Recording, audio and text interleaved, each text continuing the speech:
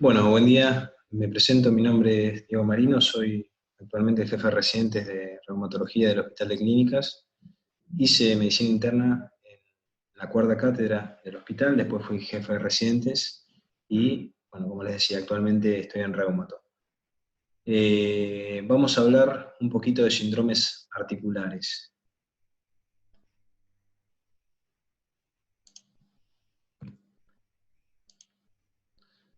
Vamos a hacer una pasada rápida por cuáles son los contenidos que vamos a ver. Inicialmente vamos a utilizar unos casos clínicos como gatillo para empezar a charlar del tema. Vamos a plantear cuál es la relevancia real del tema en cuestión, las manifestaciones articulares. Vamos a hablar de cuáles son los motivos de consulta más frecuentes en la consulta reumatológica. Vamos a mencionar un poquito sobre la fisiopatogenia del dolor y del compromiso articular. Vamos a definir algunos conceptos relevantes. Vamos a hablar de reumatismo de partes blandas. Vamos a tratar de diferenciar el término artralgia, que habla de dolor sin inflamación de artritis, que implica inflamación.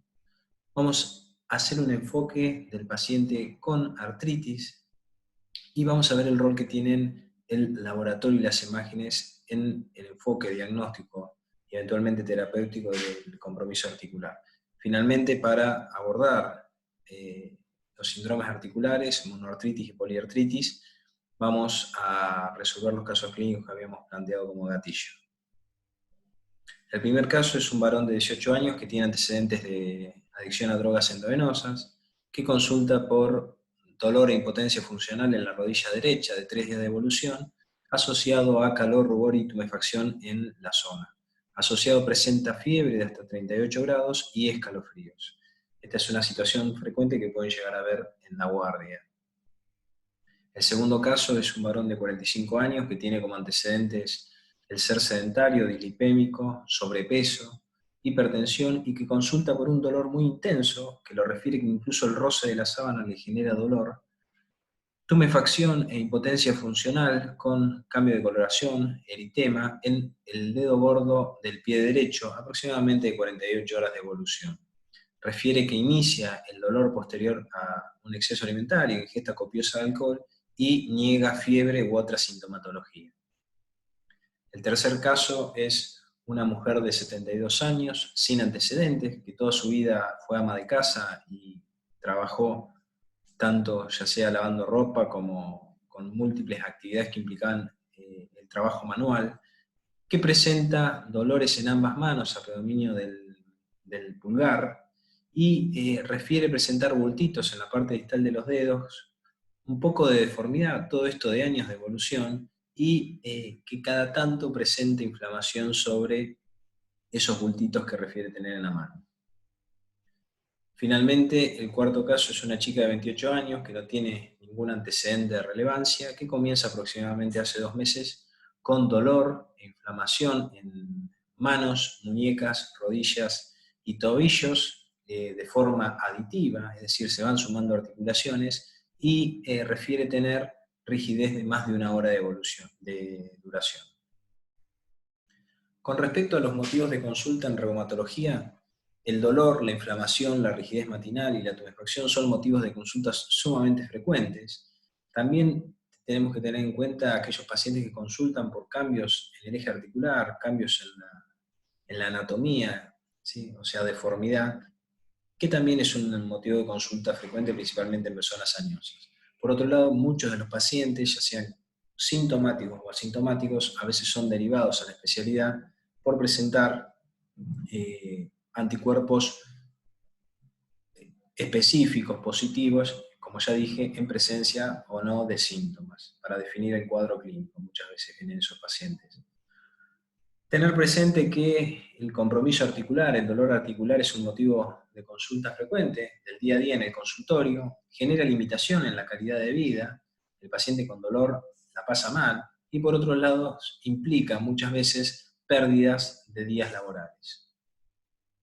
Con respecto a la fisiopatogenia, cuando uno se plantea una articulación, muchas veces incurre en el error de tener un pensamiento simplista y se imagina una cuestión meramente mecánica, ¿sí? Y la otra simplificación que puedo hacer es que muchas veces se asocia la presencia de dolor con inflamación, sin embargo esto no siempre va de la mano.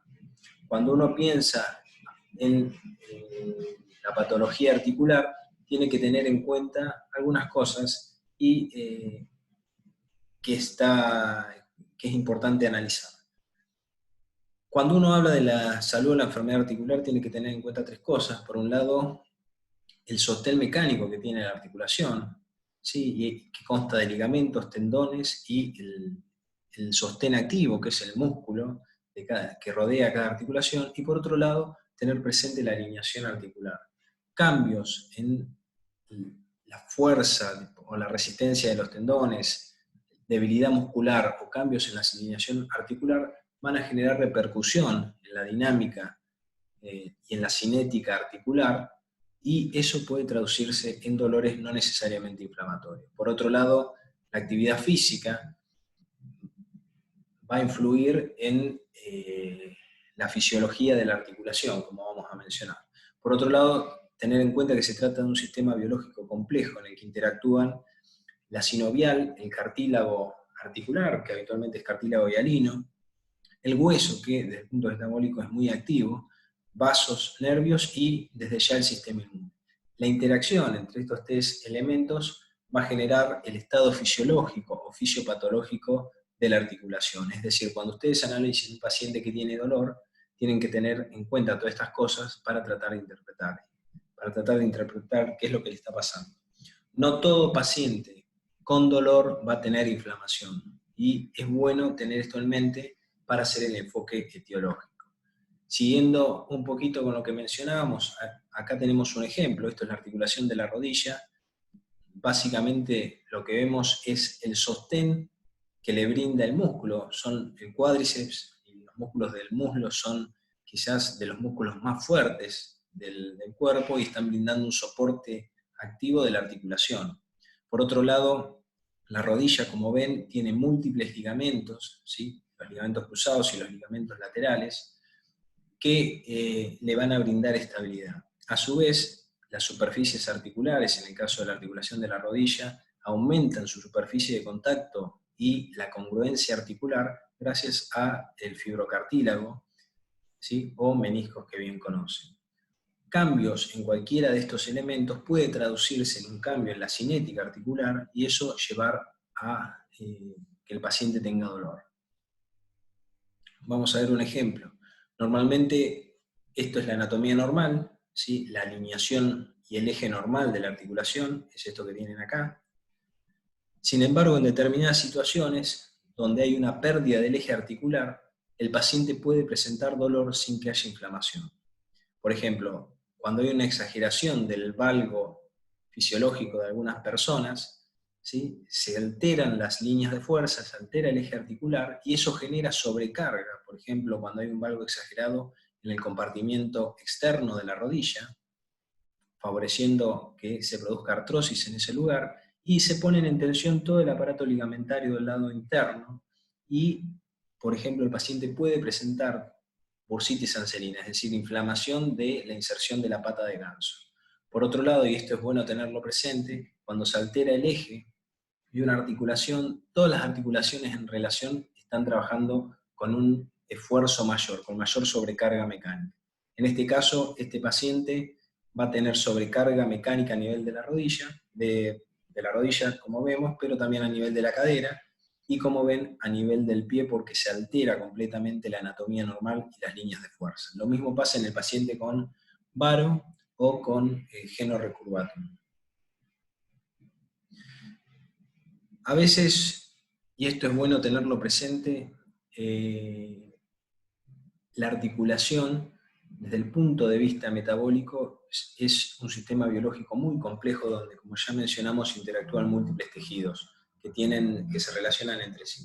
Si ustedes miran en detalle, el cartílago articular es un tejido sumamente complejo, con múltiples células, que va a tener, por ejemplo, uno de los roles, formar el líquido sinovial. El líquido sinovial, ¿sí? Que proviene de la membrana sinovial que cubre el cartílago, va a tener múltiples funciones, entre ellos lubricar, ¿sí? eso va a disminuir la fricción articular, permite distribuir mejor la presión a nivel de la articulación, favorece la congruencia articular y tiene una función trófica y nutricia. Por otro lado, el hueso también es metabólicamente sumamente activo. Como ven, y ustedes saben, está lleno de células, osteocitos, osteoblastos, osteoclastos, todos inmersos en la matriz extracelular. Existe una interrelación entre el cartílago articular, la sinovial y el hueso vinculado a la articulación, y ese hueso está en permanente remodelado óseo, respondiendo a varias cosas. Ese remodelado óseo se produce por resorción y formación, y estos dos procesos están adaptados, por ejemplo, a la carga mecánica de la articulación. Este fenómeno, ¿sí?, está influenciado por múltiples factores. Como ya mencionamos, no va a ser lo mismo la articulación y el tejido óseo y articular de un paciente que haga levantamiento de pesas que el de un nadador olímpico. Por otro lado, influyen en el metabolismo de la articulación múltiples tejidos. Recordad que son tejidos muy vascularizados, principalmente el hueso y el periósteo, por lo cual estímulos o patología vascular puede generar compromiso articular. Casi el 80% de todas las infecciones, de las artritis sépticas, la diseminación es por vía hematógena. Por otro lado, hay nervio, hay tejido nervioso, muchos de los tejidos articulares están inervados, y por ejemplo un paciente con una patología neurológica, con una neuropatía, puede presentar cambios articulares vinculados a una pérdida de la función trófica que el nervio tiene en la articulación y en el hueso. También el sistema endocrino influye, por ejemplo, cambios en la función tiroidea pueden influir sobre el metabolismo óseo, aumentando el remodelado óseo y favoreciendo que, por ejemplo, el paciente tenga osteoporosis y que se fracture, y que por ende tenga dolor.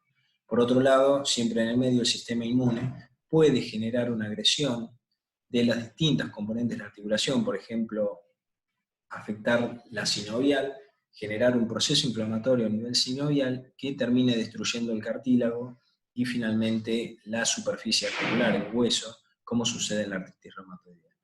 De la interacción de todos estos componentes, de dos tejidos sumamente activos desde el punto de vista metabólico, y la influencia de todos estos factores, se obtiene, como ya mencionamos, la fisiología y la fisiopatogenia articular. Ustedes, al momento de analizar a un paciente con dolor articular, van a tener que tener en cuenta todo esto.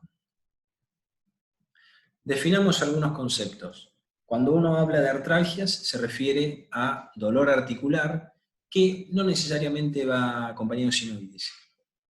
Prácticamente la enfermedad estándar de esto es la artrosis, donde el paciente tiene dolor y no tiene prácticamente inflamación.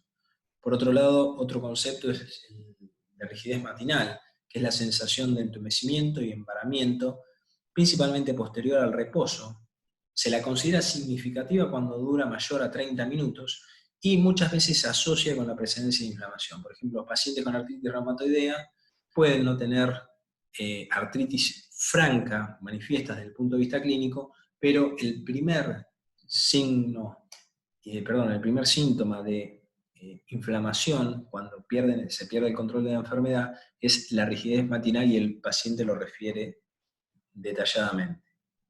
Por otro lado, la artritis, cuando hablamos de artritis, implica inflamación, implica sinovitis. Y cuando hablamos de inflamación nos referimos a la tetra de Celso, es decir, dolor, rigidez, tumefacción y pérdida de la función articular. Cuando hablamos de dolor referido o propagado, nos estamos refiriendo a un dolor que se percibe en una región anatómica, pero que tiene su origen en un sitio distante, y el vínculo fisiopatológico del dolor referido se vincula a un origen embriológico común, compartiendo dermatomas y metámeras. Por ejemplo, en patología infradiafragmática que genera irritación o inflamación del hemidiafragma derecho, el dolor puede referirse al hombro homolateral, como en la patología de vesícula o hepatobiliopancreática. Cuando hablamos de dolor irradiado, estamos hablando de un dolor que sigue la distribución de un nervio y se produce por su alteración funcional. Por ejemplo, lo que sucede en la lumbocetagia. En la lumbocetagia hay un compromiso radicular y la disfunción de ese nervio lleva a que el dolor a nivel lumbar se propague, se irradie, siguiendo el territorio del ciático. Finalmente, otro concepto que ya intuimos en una imagen anterior es el concepto de cadena cinética. Cuando un paciente presenta alteración a nivel de una articulación, todas las articulaciones que están por encima o por debajo se alteran desde el punto de vista funcional y pueden tener dolor. Por lo tanto, cuando ustedes tengan un paciente con dolor de rodilla, va a ser importante no solamente revisar la rodilla, sino también revisar el pie, revisar la cadera y revisar la columna, porque quizás un dolor de rodilla se vincule a alteraciones funcionales a nivel de la cadera. Cuando ustedes se enfrentan a un paciente con dolor, lo primero que uno tiene que definir es qué le duele, qué parte le duele. Es decir, definir la zona articular. El dolor si compromete una zona articular.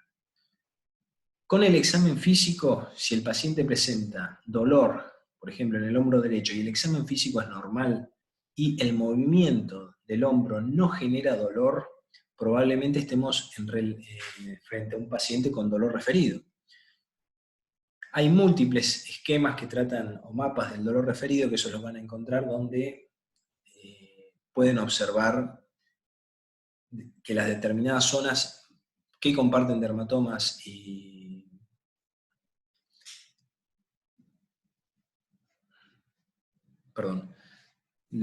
van a encontrar distintos mapas de dolor referido donde se grafican los sitios a dónde refiere el dolor. Por ejemplo, como habíamos mencionado, la patología biliar refiere al hombro.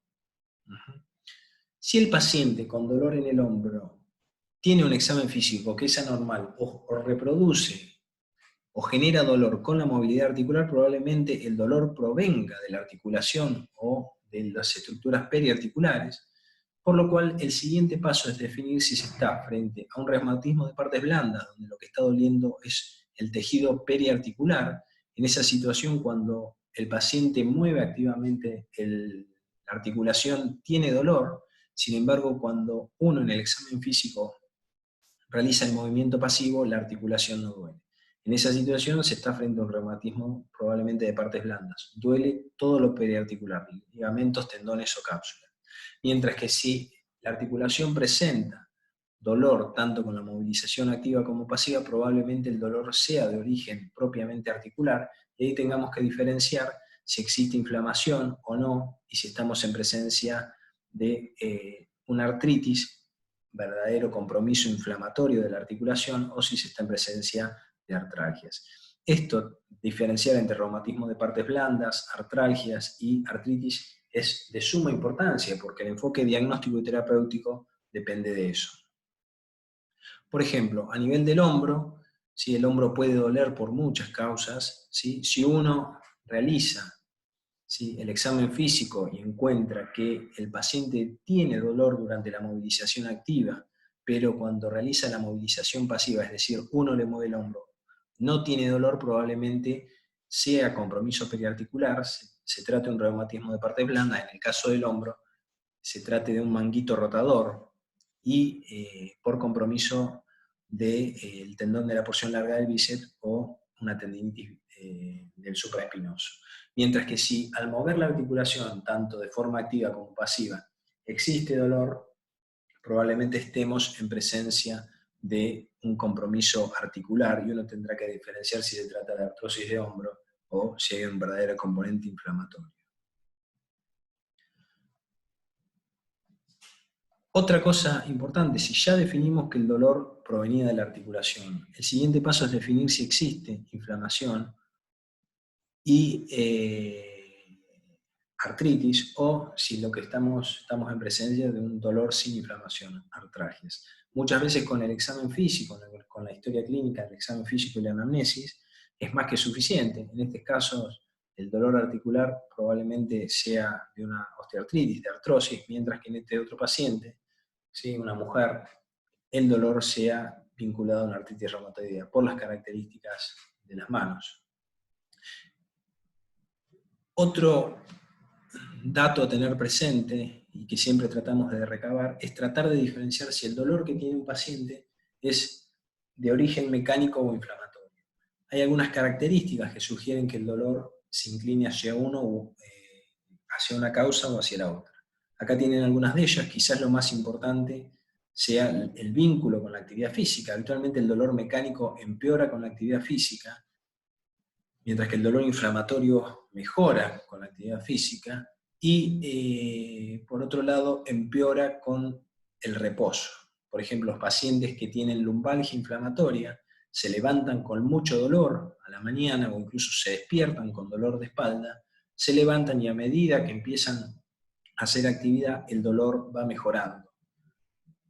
Si el paciente se sienta 40 minutos, una hora, se levanta nuevamente con dolor y nuevamente va cediendo con la actividad. Entonces, estas son las características de los dolores mecánicos y los dolores inflamatorios. En caso de que queden dudas, si se está en presencia de artralgias versus artritis, es decir, si uno tiene la duda si la articulación está inflamada o no, después de la historia clínica, la anamnesis y el examen físico, tiene recursos como ser el laboratorio y las imágenes que a veces ayudan en definir si hay una articulación que está inflamada o si el proceso que está padeciendo el paciente es de origen inflamatorio. Con respecto al laboratorio, vamos a utilizar o utilizamos frecuentemente determinaciones que hablan de inflamación, por ejemplo, los reactantes de fase aguda, la eritrosedimentación y la PCR, que son muy sensibles pero totalmente inespecíficos, y un paciente que tenga dolor y rigidez, aunque no tenga un proceso, una artritis clínicamente franca, si tiene reactantes de fase aguda, eso sugiere un proceso inflamatorio. Por otro lado, en algunas situaciones, cuando la clínica, ¿sí?, lo sugiere, vamos a pedir determinadas inmunoserologías que nos van a orientar en el diagnóstico etiológico. Por ejemplo, si estamos pensando que el paciente puede tener patología, como patología de base una artritis reumatoidea, el factor reumatoideo y CSP quizás nos orienten al diagnóstico. Lo mismo si pensamos en un paciente que tenga características de ojo seco, boca seca, ¿sí? Quizás el anti-ROI y el anti-LA nos orienten a un diagnóstico de Sjögren. Por otro lado, las imágenes, lo mismo. Cuando quedan dudas si existe inflamación en una articulación, contamos con la ecografía Power Doppler, que permite ver con detalle y con bastante sensibilidad si la articulación está inflamada, y también la resonancia magnética con mayor resolución espacial. Acá tienen un ejemplo de una articulación metacarpofalángica, esto es la cabeza del metacarpiano, esta es la primer falange, y acá lo que ven básicamente todas esas manchitas rojas y amarillas es la inflamación en la articulación. Esto es un Power Doppler positivo. Por otro lado, acá tienen el corte de un tendón, esta estructura es el tendón, y alrededor ven líquido periarticular. Estamos hablando de tenosinovitis, inflamación. Acá tienen una resonancia magnética donde ven lo mismo. Esto es un tendón y alrededor del tendón hay inflamación. Y por otro lado, en este corte, todo esto que ven acá blanquito, ¿sí?, es líquido periarticular, es decir, sinovitis. Y acá la resonancia magnética también es sensible para los cambios en la médula ósea, que son cambios tempranos, que denotan inflamación, por ejemplo, en la artritis reumatoidea. Todos estos métodos complementarios no se piden de forma rutinaria, sino que se piden orientado a la etiología que uno está pensando, al diagnóstico en el que se está pensando. Siempre la clínica es soberana y uno tiene que pedir estudios según lo que tenga en mente. Una vez que definimos que el paciente tiene artritis, ¿cómo se hace el enfoque? Uno va a pensar, ya con la anamnesis y con el examen físico, va a pensar en una etiología determinada, por ejemplo, artritis reumatoidea, ¿sí?, artritis séptica o artrosis, y en base a esa sospecha diagnóstica uno va a pedir estudios complementarios para confirmar o refutar su diagnóstico, y muchas veces de forma simultánea tiene que empezar un tratamiento porque el paciente está con dolor o con inflamación articular. Una vez obtenidos los resultados, muchas veces se modifican esos tratamientos en base a las serologías o a los estudios que hayamos solicitado. Tener presente que no solamente el examen físico tiene que ser se debe realizar el examen físico articular, sino que también, y es sumamente importante porque nos va a orientar desde el punto de vista etiológico y diagnóstico, ¿sí?, el examen físico completo, considerando no solo lo articular, sino el resto de sistemas y órganos, porque como vamos a ver, muchas patologías, incluso la artritis reumatoidea, tiene manifestaciones extraarticulares. ¿Qué nos orienta a un diagnóstico etiológico en la artritis?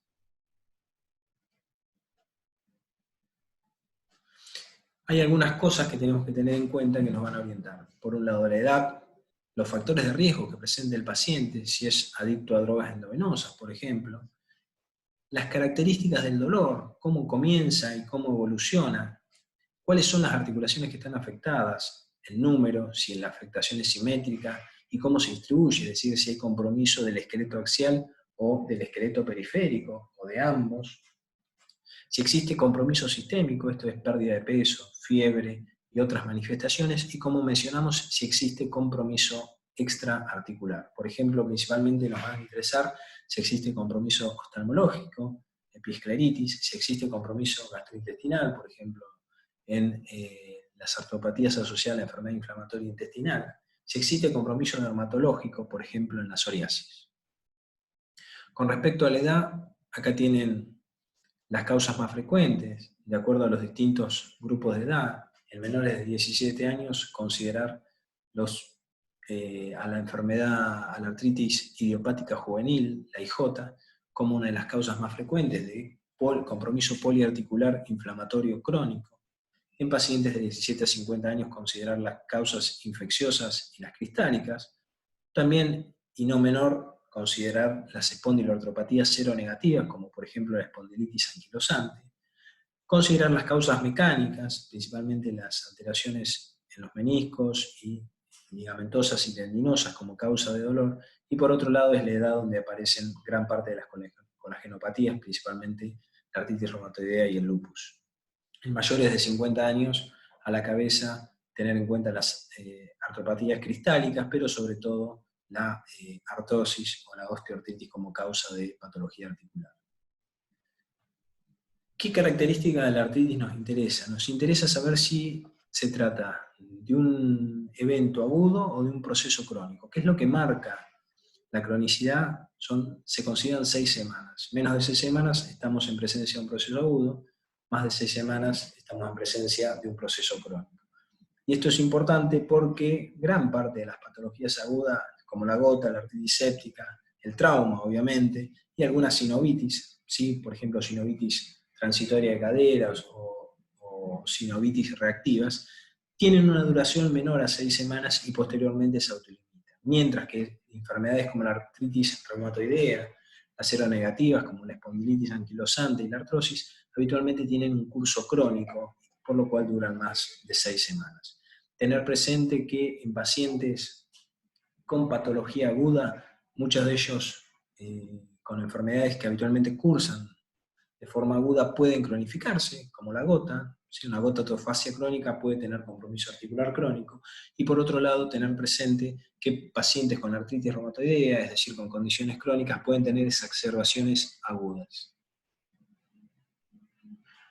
Como decíamos, otro de los datos muy importantes a recabar, ¿sí?, es si existe un compromiso monoarticular, es decir, si se está en presencia de una sola articulación afectada, o si se está en presencia de un compromiso poliarticular, nos referimos a poliarticular cuando existen 5 o más articulaciones afectadas.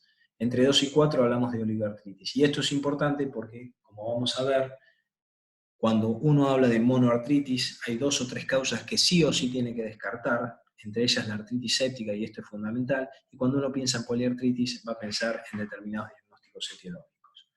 Otra de las cosas a considerar es la distribución de la afectación articular. En este patrón, la afectación es principalmente periférica, y esto lo vamos a ver principalmente en la artritis reumatoidea, mientras que el compromiso predominantemente axial, sí lo vamos a ver principalmente en las artritis seronegativas, como por ejemplo la espondilitis anquilosante o la artritis psoriásica. Otra de las cosas a tener en cuenta es la simetría. Fíjense, de este lado es simétrico, están las manos afectadas a los dos lados y las rodillas. Eso se ve el compromiso simétrico en la artritis reumatoidea o en la artrosis, mientras que el compromiso asimétrico también nos va a orientar, en muchos casos, a espondiloartritis seronegativas, una, una artritis reactiva, una artritis psoriásica o una enfermedad inflamatoria intestinal y una artropatía vinculada a las mismas. También importa ver la distribución del compromiso a nivel de la mano, por ejemplo. Pacientes con artritis reumatoidea van a tener principalmente un compromiso proximal de la articulación radiocarpiana y de las interfalángicas proximales y las metacarpofalángicas y las interfalángicas proximales, mientras que pacientes que tengan artritis psoriásica o artrosis van a tener una afectación a predominio distal. Esto es un ejemplo típico de artrosis. Fíjense en que las muñecas, ¿sí?, las metacarpofalángicas están intactas, mientras que existe compromiso de las interfalángicas distales y las interfalángicas proximales. Hay alteración de la alineación, ¿sí?, o sea, hay una deformidad en el dedo, y por otro lado hay nódulos. Los nódulos a nivel distal, que es proliferación ósea, ¿sí?, se llaman nódulos de Heberden, y los nódulos a nivel proximal se llaman nódulos de Boyard.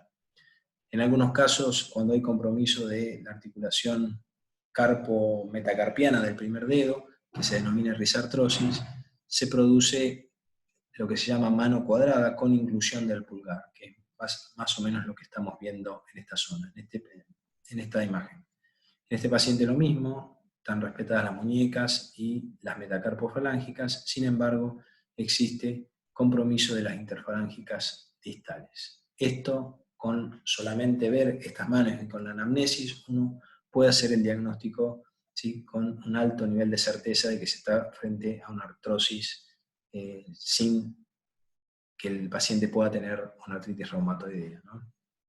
En la artritis reumatoidea, esta es la mano de una paciente joven que apenas tiene dedos fusiformes, es decir, una tumefacción a nivel de las interfalángicas proximales de algunos dedos, muy sutil, que si esto evoluciona, genera compromiso de las metacarpofalángicas con una mano en ráfaga cubital.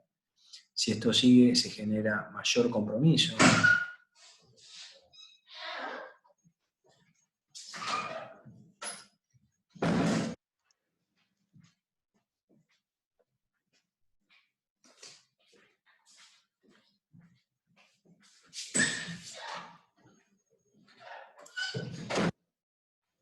Perdón.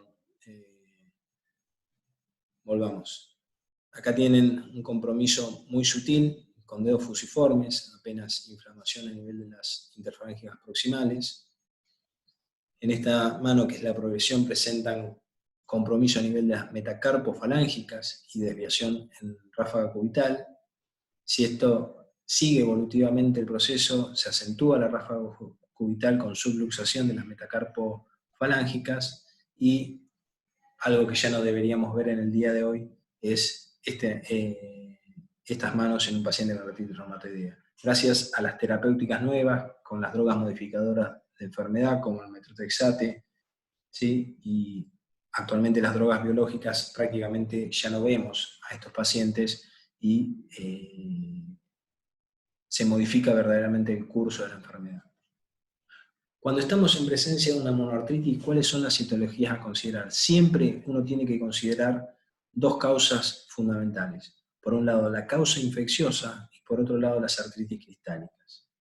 Hay otras etiologías, principalmente el trauma y el sobreuso, en pacientes que están utilizando, por ejemplo, permanentemente las manos o una articulación. Sin embargo, frente a cualquier monoartritis, uno sí o sí tiene que descartar una artritis séptica, porque se trata de una urgencia infectológica. La artritis séptica destruye la articulación en poco tiempo, y si el paciente no logra controlar la infección, corre riesgo su vida, ¿sí? Entonces, todo paciente con monoartritis tiene que hacerse el diagnóstico diferencial y descartarse una artritis séptica. Con respecto a las poliartritis, acá están las etiologías más frecuentes. Con respecto a las conectivopatías, ¿sí?, la artritis reumatoidea y la IJ, como ya mencionamos, el lupus, son causas frecuentes de compromiso articular. En algunos casos la gota con un compromiso y un fenotipo similar al de la artritis reumatoidea. Hay infecciones que pueden generar poliartritis, como las vinculadas a la hepatitis B, a la hepatitis C, incluso al VIH, y hay otras etiologías que son las que se mencionan acá. Quizás lo que más veamos como causa de compromiso poliarticular sea la artritis reumatoidea en el adulto, poliartritis, compromiso articular inflamatorio, y pacientes con lupus. Con respecto al laboratorio, ¿qué es lo que tenemos que tener en cuenta como más importante? Vamos a pedir tanto laboratorio como imágenes pensando en un diagnóstico. No vamos a pedir porque sí, no vamos a pedir lo que se conocía antes como reumatograma, colagenograma, sino que vamos a pedir orientado. Esto es en la patología articular y en cualquier patología.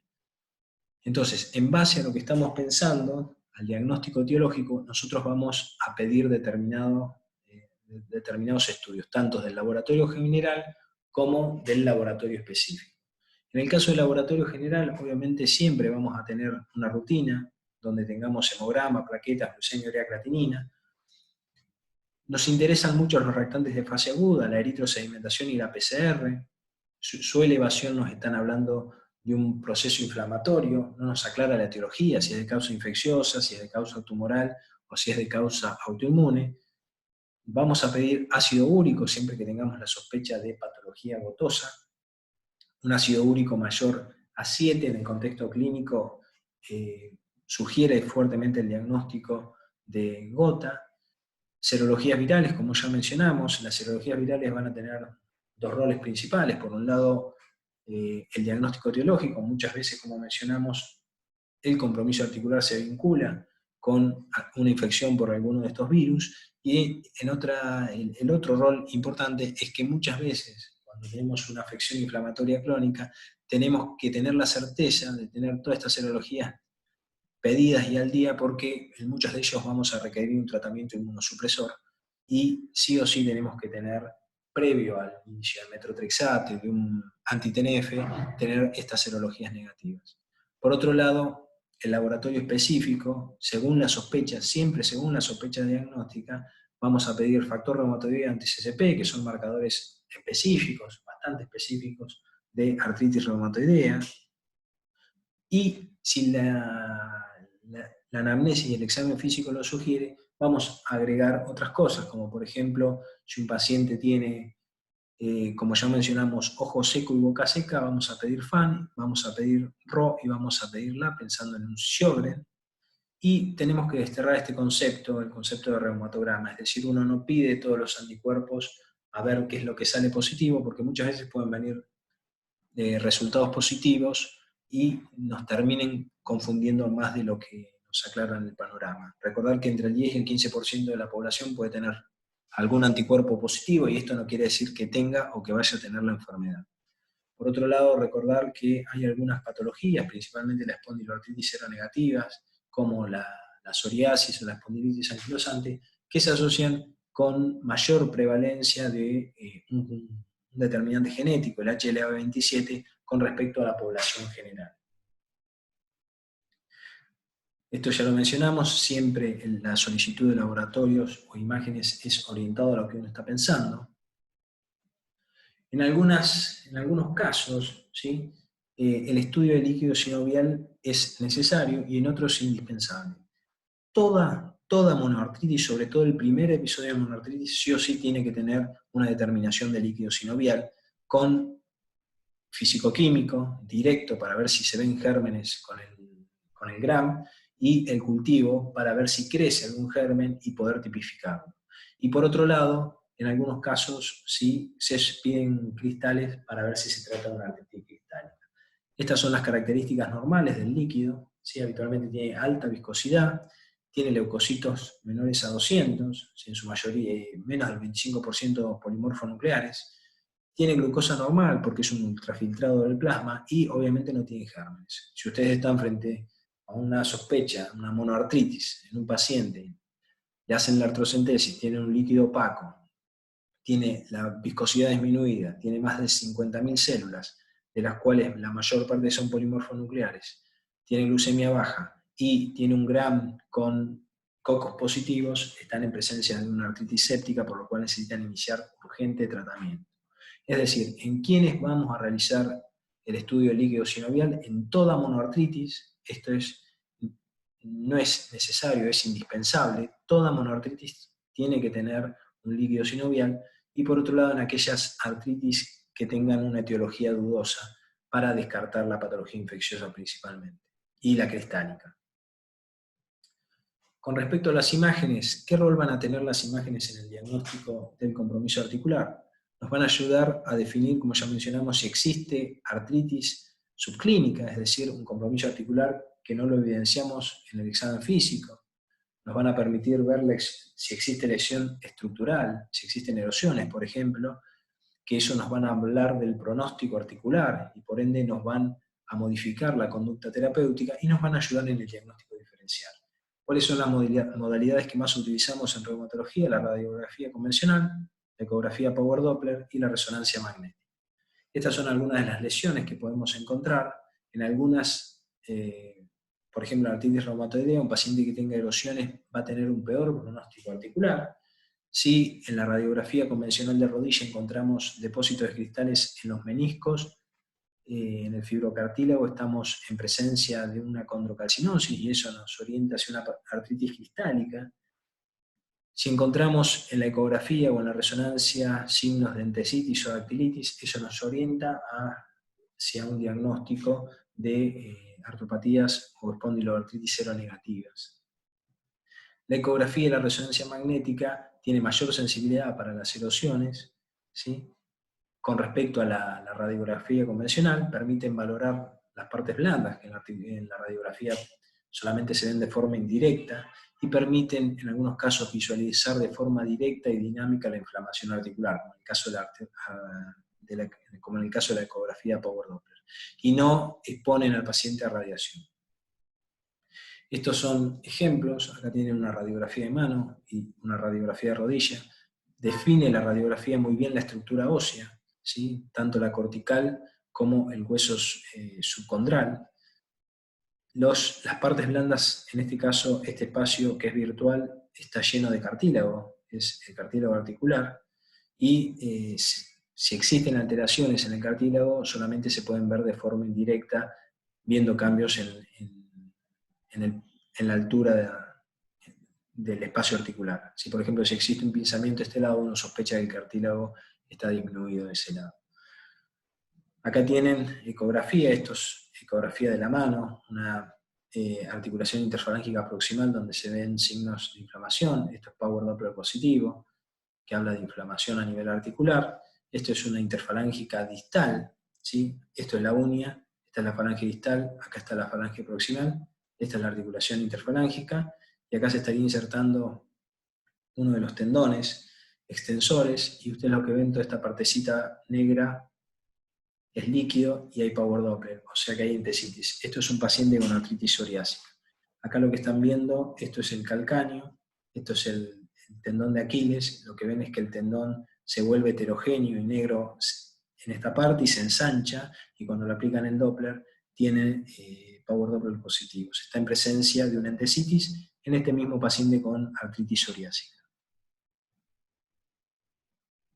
Ya volviendo a los casos clínicos para finalizar, en el primer caso, el varón de 18 años con antecedentes de adicción a sustancias endovenosas, que consulta por una monoartritis de rodilla derecha, asociado a fiebre y escalofríos. El diagnóstico en este paciente, ¿sí? La sospecha es una artritis séptica, por lo cual, como mencionamos, es una urgencia infectológica y tenemos que actuar rápidamente. ¿Qué es lo que vamos a hacer? A este paciente se le van a hacer hemocultivos, ¿sí? Al menos 2, para ver si se rescata el germen en sangre. Se le va a pedir un laboratorio, ¿sí? Este paciente tenía leucocitosis con neutrofilia, tenía una eritrosedimentación de 80, es decir, que está inflamado, y una PCR elevada. A este paciente, como corresponde, se le hizo la artrocentesis, tenía un líquido turbio, tenía una filancia disminuida, tenía 70.000 leucocitos a predominio polimorfonucleares, y cuando le hacen el GRAM tenía cocos positivos en racimos, por lo cual se inicia tratamiento antibiótico y se hace un drenaje y una limpieza de la articulación. Como recordamos, y ya lo mencionamos varias veces, y es importantísimo, toda artritis aguda debe punzarse, y la artritis séptica se considera una urgencia infectológica que hay que descartar siempre, sí o sí, cuando se la sospecha.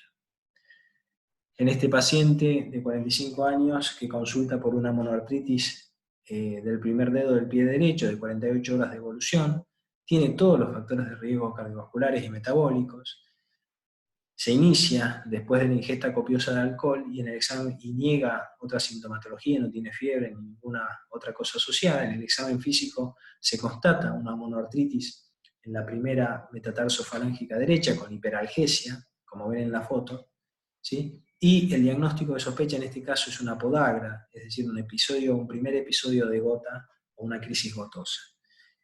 En el laboratorio hay signos de inflamación, leucocitosis con neutrofilia, una eritro elevada, y tiene ácido úrico de 7,5. Muchas veces el ácido úrico en la crisis aguda no es representativo del valor real, suele ser más bajo porque el ácido úrico precipita en la articulación y baja sus niveles en sangre. En este paciente se realizó la artrocentesis, como corresponde a toda monoartritis, primer episodio, y se observaron cristales en forma de aguja intra y extraarticulares compatibles con